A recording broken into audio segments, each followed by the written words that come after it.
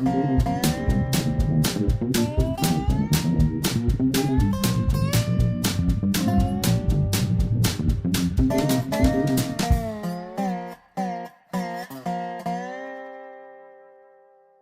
is Dave Monk, Prairie Monk, WAFT Champaign, 90.1 on your FM dial. And I'm continuing to work with you. We need a proposal in the file cabinet about a little prairie between Rantoul and Paxton. And it is a gem. It really is a gem. But it needs support. And it needs support from a lot of different people. It needs a proposal, and it needs that proposal to be debated and modified. And it needs to have a long-range contribution, which goes into another generation and another generations. Well, this week, Ron Sleater came by, and he helps us to get rid of invasive teasel plants that you almost can't get rid of any other ways, other than by using herbicide. You can cut them by slashing them with a machete, but you can't keep up with it. This is a plant that has millions of seed, so there's seed source in the ground, and we're near a cemetery, and teasel is a beautiful dried arrangement that goes into to wreaths and then spreads. It's spread all over the state, so you'll see it on the roadside.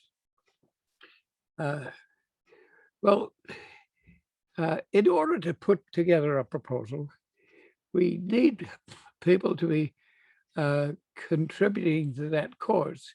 If we need a writer to write a proposal, we need someone who is not just perpetual volunteer. Some of these people have to be paid a reasonable salary. It sometimes happens that a landscape architect will be expected to do everything pro bono, and we can't do that. We can't expect to do that. So with proposals, we have to figure out some funding for essential people. Rod is a volunteer, and so I want to use him as an example of the sort of person we can use as a volunteer, but also have to realize that it's a cost. Ron is a retiree from Archer Daniels Milden, a huge commodity company in Decatur that handles grain and exports. Ron has had a career there, but he has had a prairie in Iowa that has the quality to have the respect of the Iowa natural resources. So Ron knows what he's looking at, and he also has had an interest in entomology. So he knows the plants and he knows the creatures that use them. So Ron comes through from Decatur. It costs him $20 a trip, plus it costs him probably $25 a trip for herbicide. He stops off at Market Street, where Heartland Pathways has its headquarters, and he picks up water to dilute the herbicide. It's spot herbiciding, not blanket herbiciding. It's very detailed. And we load up, we put on our masks, according to the era of the virus, and we head north to Rantoul. We go up Lincoln Avenue because that takes us to Leverett, and it takes us to the a country road that parallels the main line. And that enables us to inspect little pieces of remnant prairie that of interest to us. At the moment, they're fairly readily observed. Golden Alexander is out in flower. So that gives you a suggestion that that soil is original. Golden Alexander is fairly aggressive and it can live in other soils. But if you see a lot of it together, you know that that's a native soil. And that native soil has in it endless bacteria and fungi and microbes that create the soil, the richest soil in the world. So we run that corridor through from Leverett to almost Thomasboro. The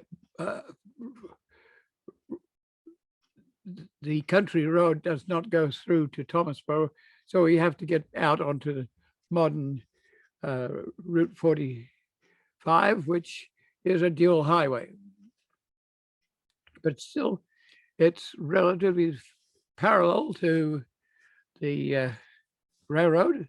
In fact, sometimes we get off of it and go back over onto another country road that allows us access to the railroad bed, where there's a bunch of teasel that's invasive, and we don't like it to see it be there and compete with native prairie and native soils.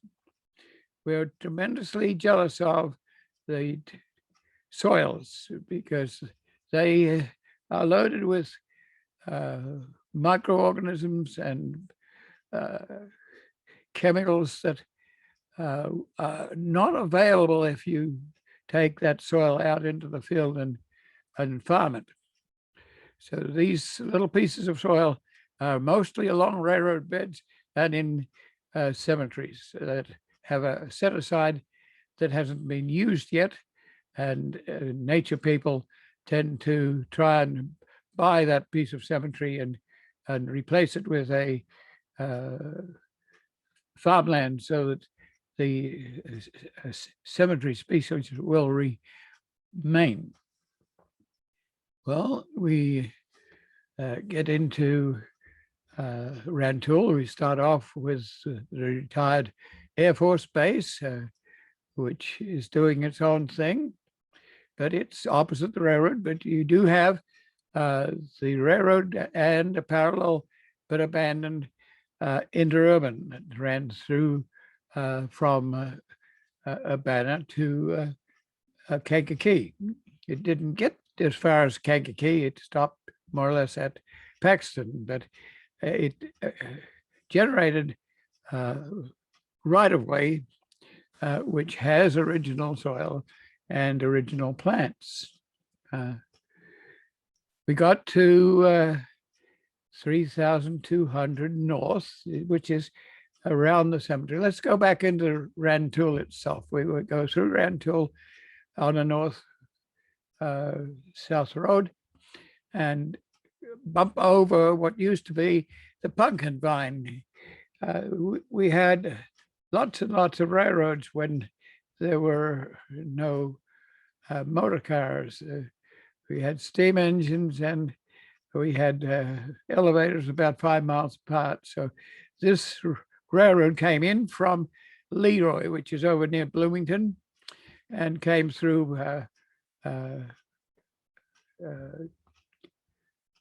Fisher, Dewey, Prospect, Rantoul, Dillsburg, Gifford, Armstrong, and on to Lafayette in Indiana. it was decided that this should be abandoned. We had time to think about it and were able to save 1 mile at Gifford, which has become the Grand Prairie Friends' first acquisition of land. So as we come through Rantoul, we bump over that railroad line, which is now an east-west rail trail, and it's connectable to the north.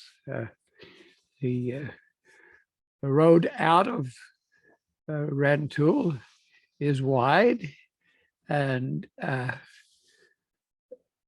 for some time we had it had a permission to have a no policy on it. The policy has changed some, but Rantoul also had mayors that have had an interest in prairie restoration. Katie Park-LaRossi especially had an entrance corridor prairies, and they have kind of lost out to a lack of understanding of what they were. This Katie especially also had a knowledge of a mound that was an urban site, but it also had some relationship to the Cahokia mound builders. And there's lots of questions about that. So we're coming out of Rantoul, and there's a big a Lutheran church set back, and there's a row of flowering trees, but there's space for a trail to come out and meet up with the old Route 45, which went behind the cemetery parallel to the railroad line. When a dual highway was proposed, there was not enough room for a dual highway between the cemetery and the interurban and the railroad bed, the modern Canadian National Railroad bed. So they moved out around the cemetery, around the east of the cemetery. But that road, still not a dual highway because 57 went in and so obsoleted the concept of a dual highway. But the intention was there, so the land is there. And as that road goes round the cemetery, then you have two triangles to the north, one to the north and one to the south, that were made use of in other ways.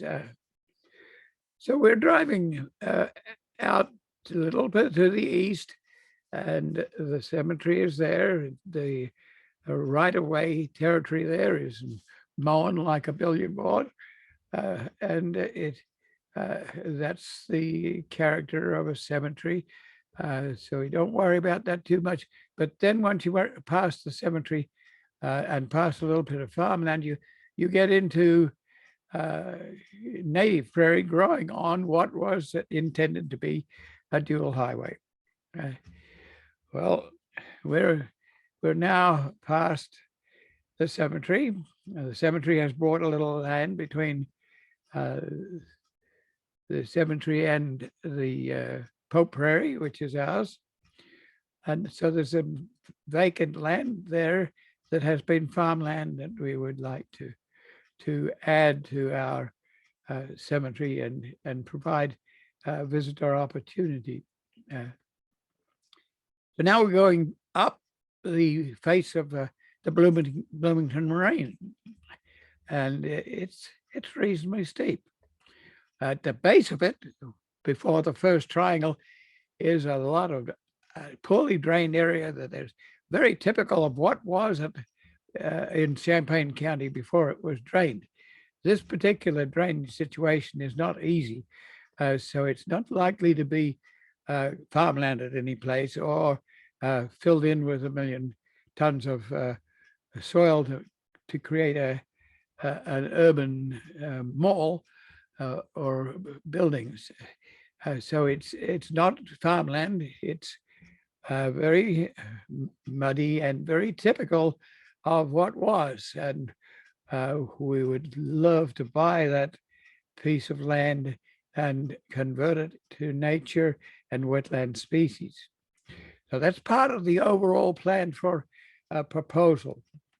So as you drive the modern Route 45 north around the cemetery, notice what you have and what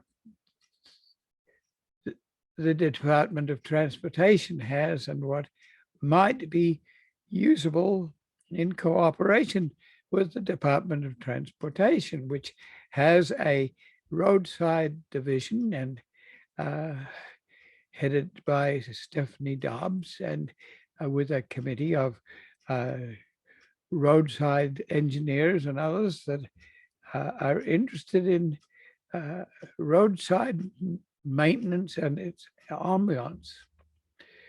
Well, this fall, possibly at Stephanie's direction, but with the cooperative operation of the Paris division of the Department of Transportation. So if we're going to do a proposal, we have to know about these people, these engineers, these planners, and how we work with them in a positive way. That doesn't mean to say you don't debate. There are reasons for debate. Sometimes it is because the people involved don't always know what is native or what is growing on the roadside. Sometimes when roadsides are put in, there are plants that are grown, fescues and others that are roadside maintenance plants that grow within 10 days and make the scar of management respectable. And since there's an addition of legumes, those legumes become a sort of natural fertilizer with rhizobacteria on the roots. And but for prairie people, those are invasive species that were brought here for agriculture, for hay, and they do very well, but they're kind of invasive. So we watch these roadsides and how they are managed. In the fall, the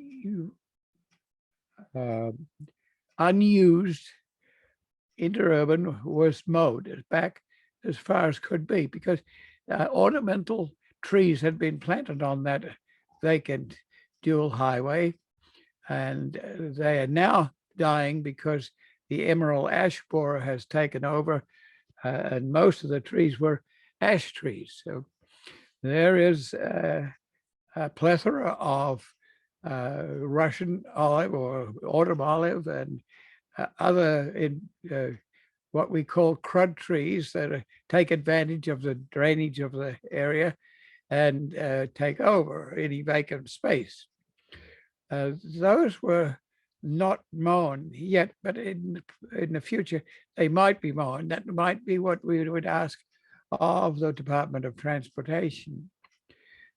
That curved proposed dual highway would run back into the old Route 45, which now parallels the modern Route 45.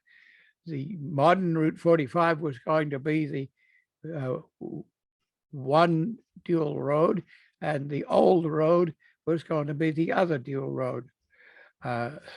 So the added width of the transect from east to west is no longer after it merges into the old Route 45.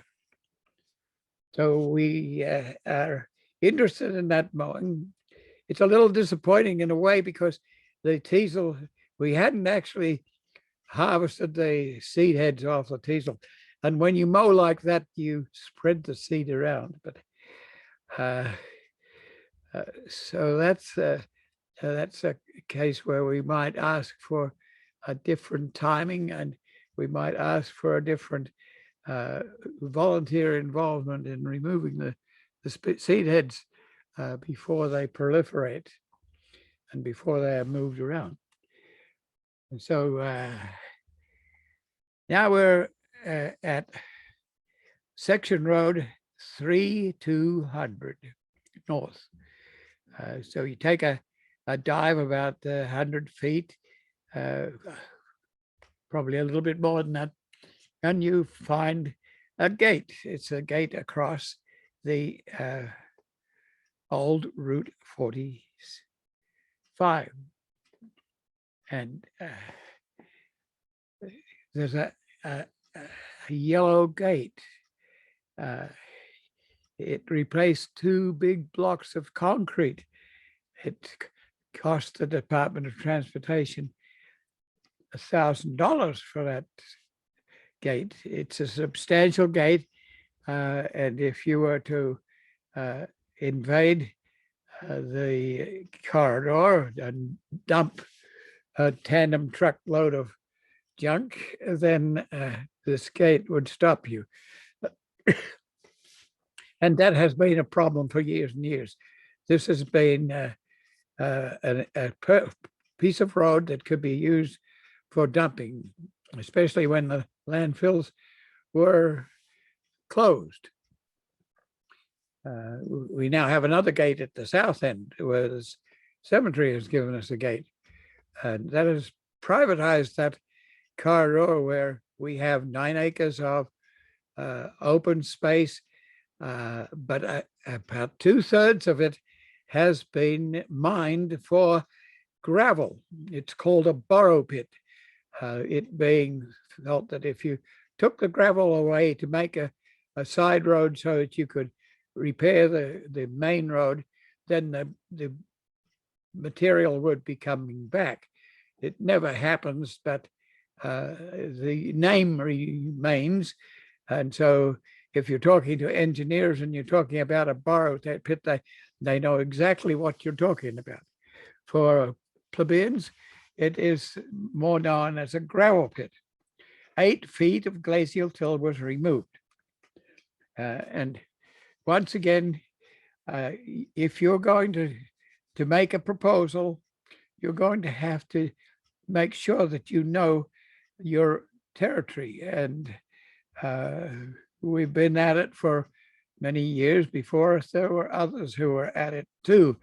And so we do know what we have, and it is an absolute gem. The soil is reasonably intact all the way to Paxton, and unique. And it's on a north-south corridor where you could take tourists off, eco-tourists off at Kankakee and come south and find real prairie rather than reconstruction prairie. And then you can dream about all the bacteria and fungi and mycorrhiza and whatever that are in the soil that allow plants to communicate with each other, even though it is fairly recently that some of that work has been done to make sure that we know that plants and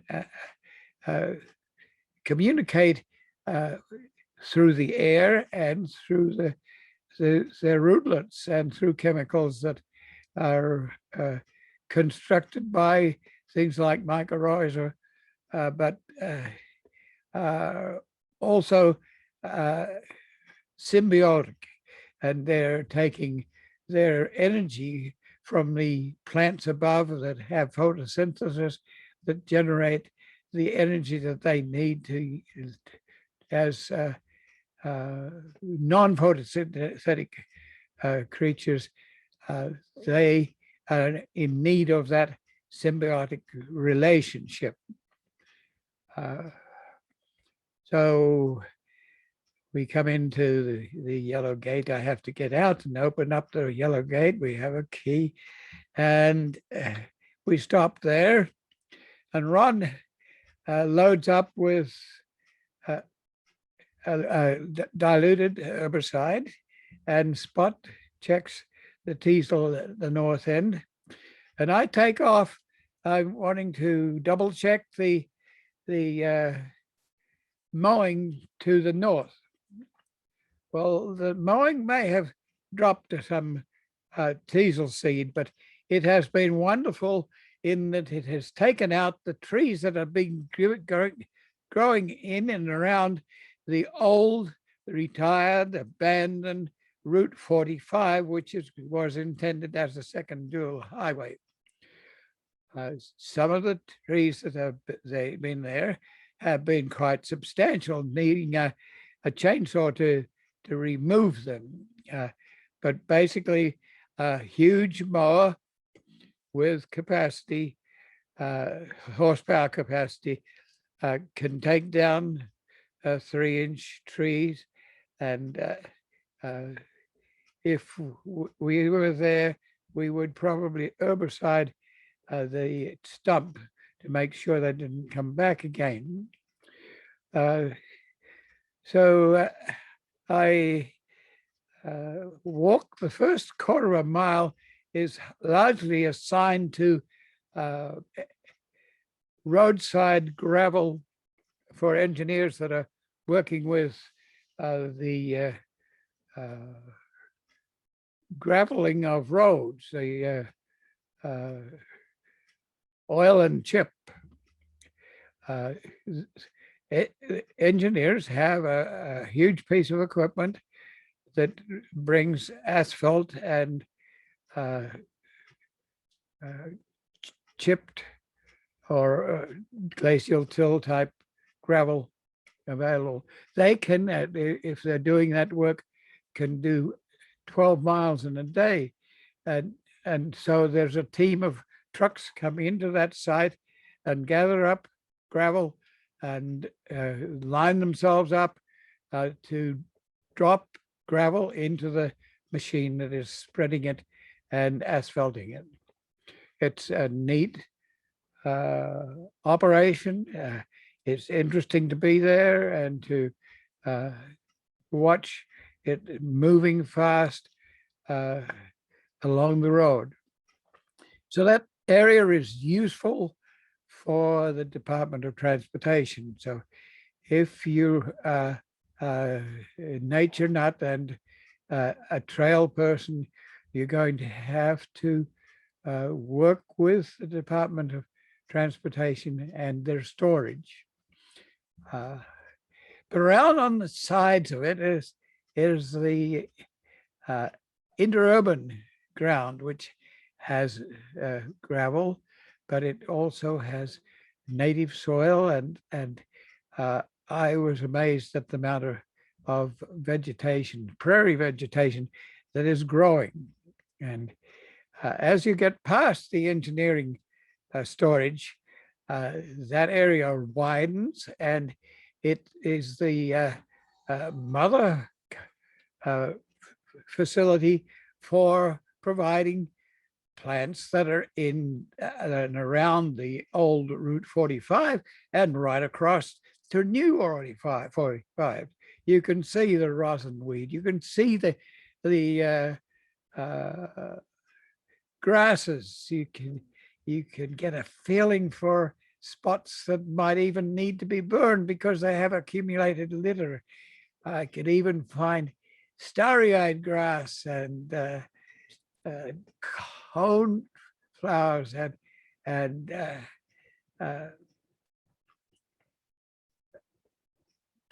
prairie dock, and all living in a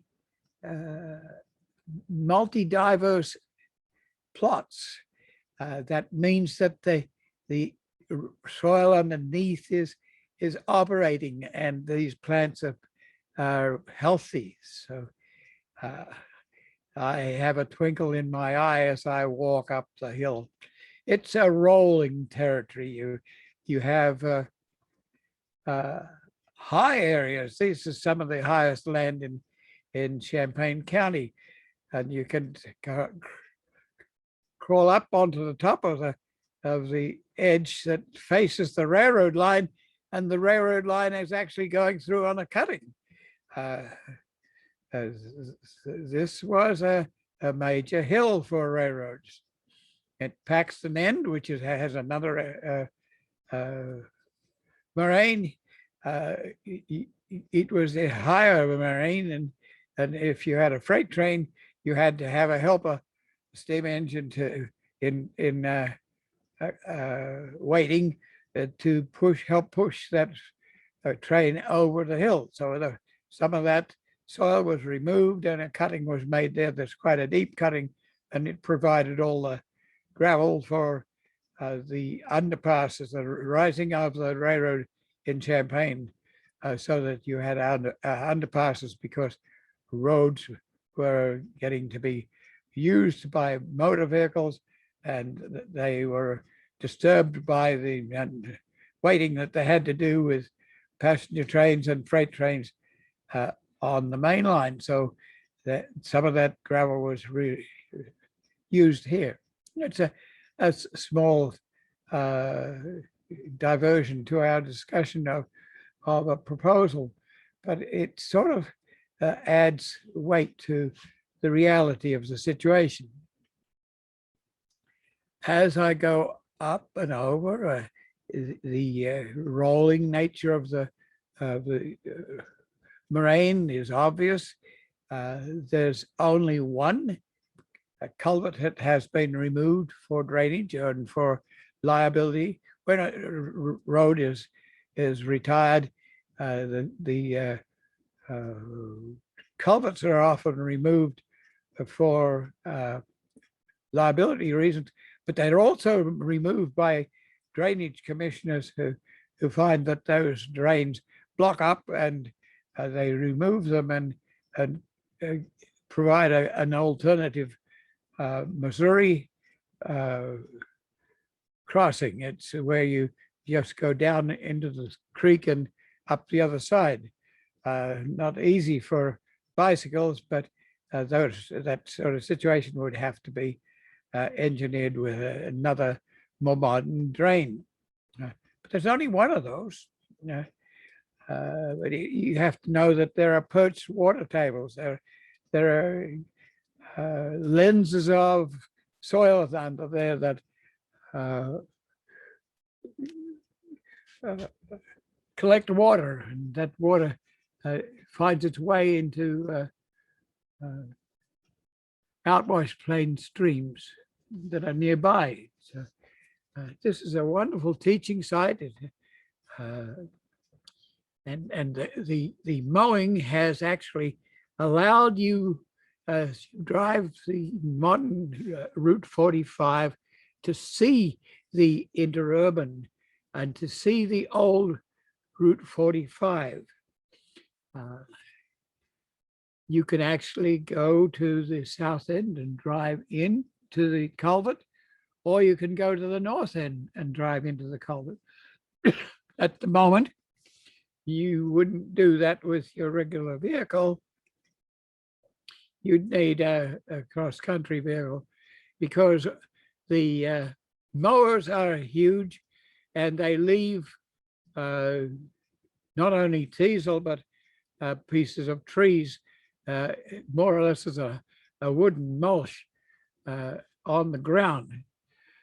Not the best for prairie work, because those pieces of timber take a lot of energy to decompose, and that takes away from your multi-diverse soil.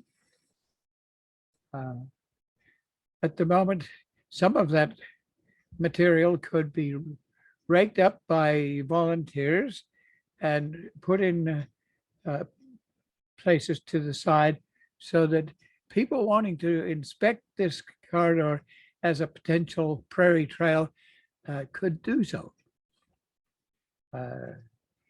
I keep walking, and then at the north end, 1 mile, there is another plot of gravel and engineering needs. It's a rather huge plot, and it extends into the interurban and disappointingly takes out some of those original prairie plants. You can see it almost growing in the perched part of the interurban. We're not quite sure who owns the interurban. It may not be the Department of Transportation. We need people who know about titles and surveys, and therein lies a specialist who knows the legality of this situation. You have to be understanding that it can take a lot of time and energy to work out who owns the land, and there may be some debate about who owns the land. So this can be a legal situation that can cost money. So as we look at our projected plan, we look at that variable. Then there may be a cost to buy, and that brings in someone who is an assessor who takes a look at the ground and assesses what adjacent farmland is selling for. And if this is a railroad line, it probably is worth half the price of associated farmland, because it's felt that there's old railroad ties and pieces of junk and creosote that download the corridor. On the other hand, there's an unspoken piece of extra value. This is a gem that we don't have anywhere else. So that's worth money too. So if you're an astute seller of old interurban, you might have to have a little bit of debate about how valuable is this piece of land that runs up and over the Bloomington Marine. I get to the top, and there at 3300 Section Road North, it's labeled 3300 East, and just opposite is a very recognizable a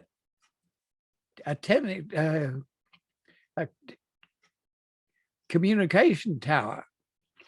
And if you are thinking about your perhaps eco tourists or eco historians coming from the north or from the south, it may be one day that you might crawl upon that tower with a dish or two and have it be possible for the vehicle coming off of the 57 at Kankakee could pick up a radio signal and see what they're seeing on the way down through Gilman and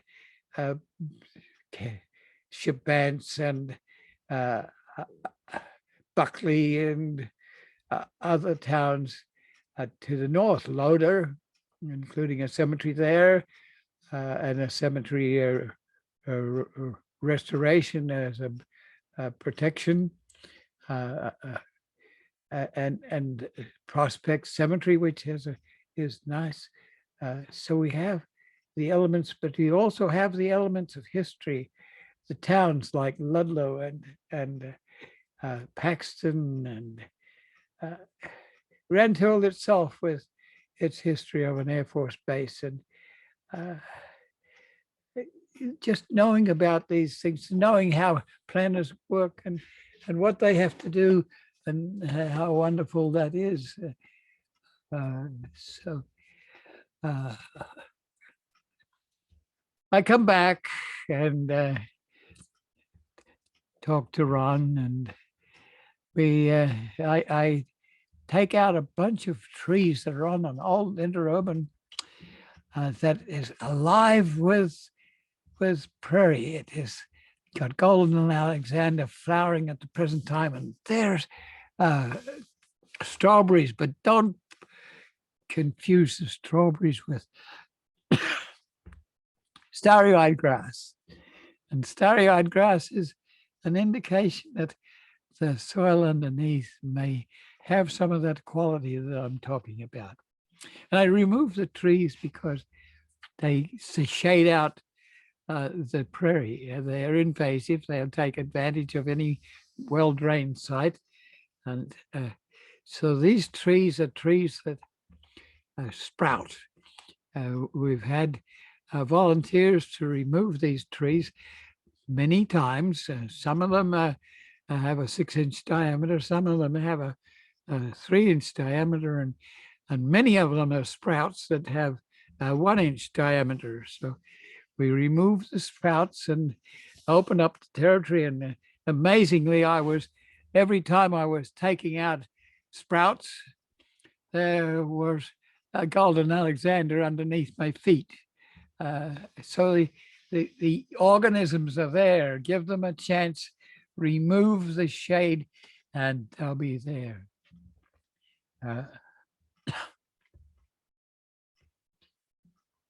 When we came at a certain stage, it gets to be enough is enough. Ron has to lift a heavy backpack with moisture in it, and that's quite a task. And I have to have arms strong enough to take out sprouts that are substantial. So after a while, you get to the point where it's that's a day's work. We spent 6 hours doing that and walking around finding out what we exactly have and what we can put in a proposal. I am impressed by the fact that the Department of Transportation did put cedar trees on that extra dual highway, and the cedar trees are now mature, and they're providing young ones all over. So our prairie is beginning to be covered with cedar trees that are from 6 inches tall to 3 feet tall. And after they get higher than that, they get to be seeding. So one of these days we have to have an effort to remove those trees, or at least label them so that they don't destroy our prairie.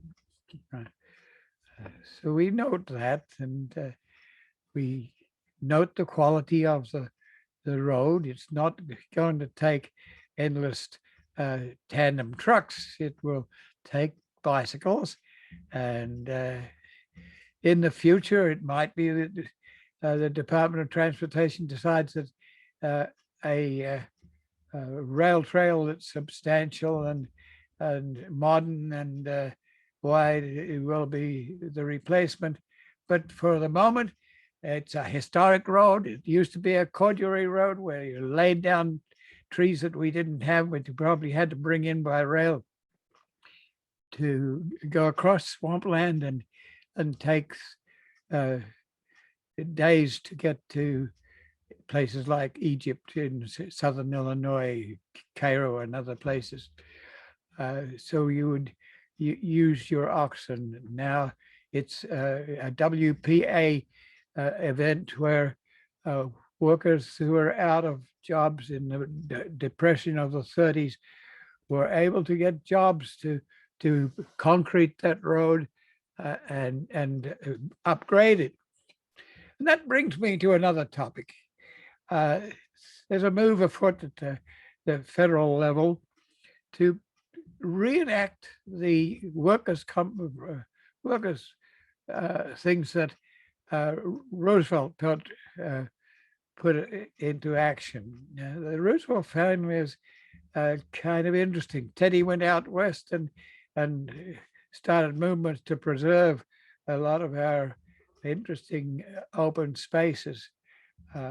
Theodore Roosevelt was in the era of the Depression, and he created jobs.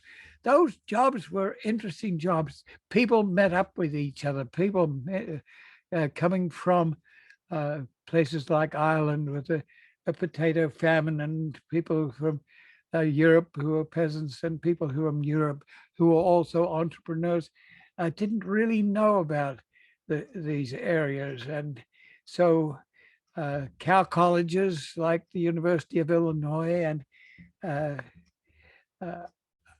other institutions like the workers that were put together were wonderful experiences, and we have to be proud of them. And there's a move afoot to encourage that, to encourage new and different employment, to just get people together who are not sure what the hell they want to do with their lives. They learn from each other. They discover they're free to make decisions, and other agencies do that out west.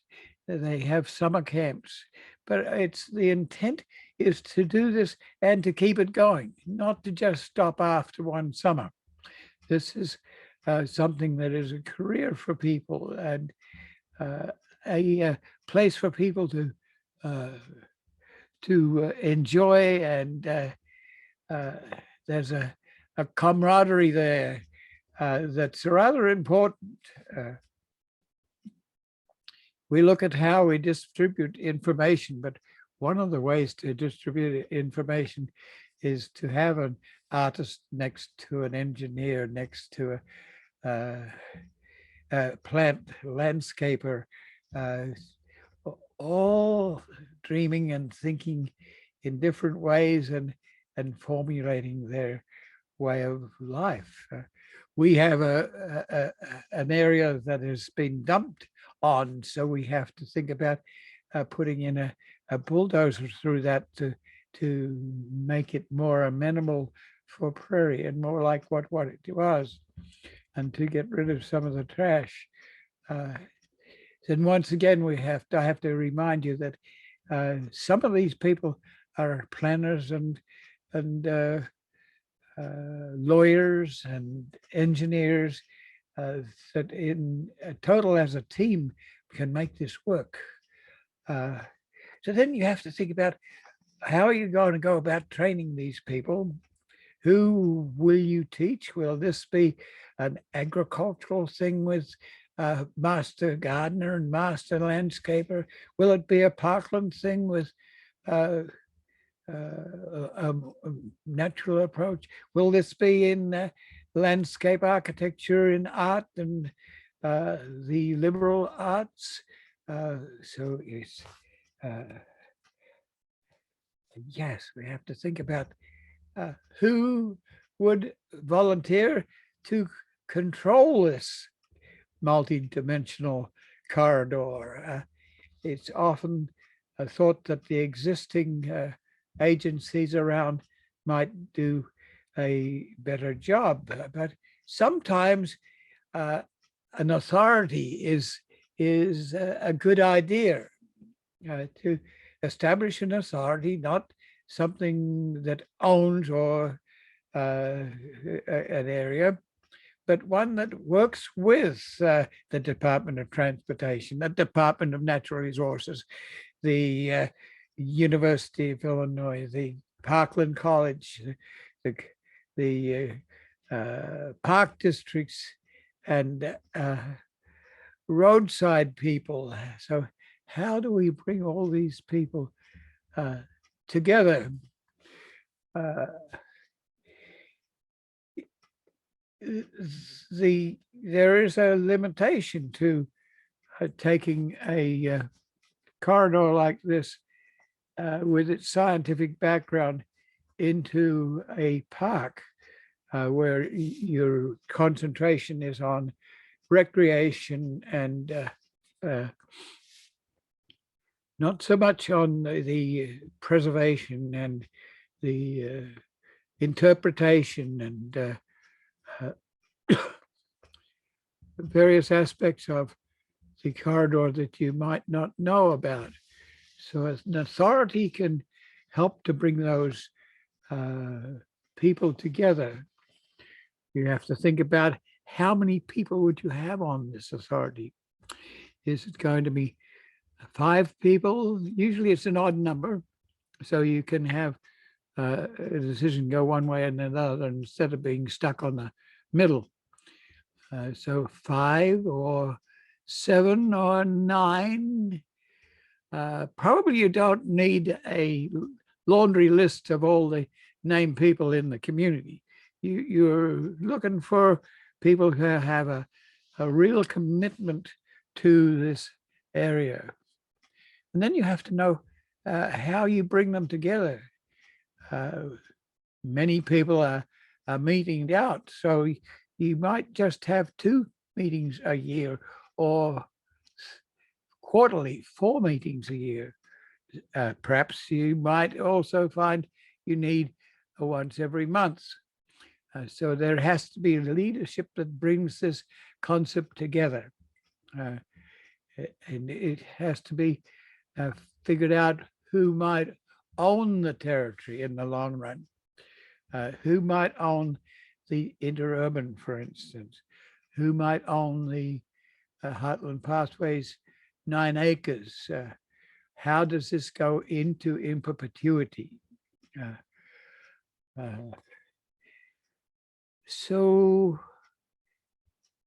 we left Rantoul Prairie. It's called the Pope Prairie because this has a circular, a curvaceous road that goes around the cemetery and is good for signs. So the Pope family had a sign company there that took advantage of headlights shining on billboards. So we bought that land, that 9 acres, from the Pope family and have used that name. There might be some debate about that sort of thing, but often the natural area that you're saving has the name of the people who have helped to save it. And so we come back usually by the highway because it's more direct and it has a way of getting off 45 onto 74 and getting into Champaign. So it's interesting that we go north and on a back road and look for species and come back with a fast track because it's time to get home and on to other things. We have to give you pictures for this sort of program. It's not going to be that you're going to go 18 miles to Rantoul to see this corridor. We would hope so, but we have to give you simulated opportunities. There has to be maps and charts and pictures of in different seasons and videos. I can remember one video I have that has a plethora of butterflies on our prairie, and if people need to see that, they need to know that this area is big enough to provide a home for creatures. We can't have a prairie chicken or a buffalo, but we can have a lot of smaller creatures, and that stimulates an interest in other areas. Like we have 33 miles of railroad bed in the Monticello area, and so we're looking for that sort of stimulation. I'll be back with some of the same concept, because we're looking at what is happening at the federal level, and we're looking at what is happening to our natural areas, and we're concerned about the loss of habitat. Like 1/3 of our creatures worldwide has been disappearing, and that's not good for humans. If you do that, you distort the ecology, and then you're more likely to have a virus that gets in the way because it has a chance to take over. Whereas if things were more biodiverse, that might not happen. It might still happen, but taking out your biodiversity is not a good idea. Humans are a part of it, not in control of it. That hasn't always been realized, but you're part of that soil that we want to kick and know that there's filled with millions of creatures. So think about it. If nothing else, go to your computer and get onto Google Earth or some other tracking procedure and start off at Champaign-Urbana and follow through to Rantoul, and then up over the Bloomington Moraine. You can stop off at the swampland before the moraine, where the outwash plain used to dribble its water. You can actually zoom in and see what we have there. You can go north of the cemetery, see their increase area, and see the little piece of farmland which we might like to buy, and then the 9 acres where there was a borrow pit, and realize that they've got regrowth succession there. You can do it on your computer. You can go all the way to Kankakee. You can go east and west to go to Larab and find Cajun people who settled there and French. You can go west to see sand dunes. So don't be too sad if you can't get to Rantoul, but it's always better to be on the ground for a little while. But there are satellite images that you can use. We will try to put in pictures for you. It will go up on channel 6 and YouTube eventually, and we hope that will be helpful to you, and that you will turn around and help us put in proposals, and one proposal will lead to another proposal, because if you're successful with one, you might just be successful with another, and so on. So we're at that sort of thing at the moment. We're raising funds to make that possible. I think we're at time. So this is Dave Monk, your Prairie Monk, and I thank WEFT for this opportunity, and I thank the Urbana Public Television, which allows us as not-for-profit community agencies to put pictures into this sort of program and get it up as a video program. Not the world's greatest video program, because we with WEFT have to talk to radio, and it has to be understood, but then the addition of maps and charts can be very helpful. So thank you for listening. WEFT Champaign is in their pledge drive period. See if you can't give a little support for that. And in the background, perhaps even think about Heartland Pathways and a prairie between Rantoul and Paxton, and the possible training of people that would use it and develop it and have multiplier effect to other corridors.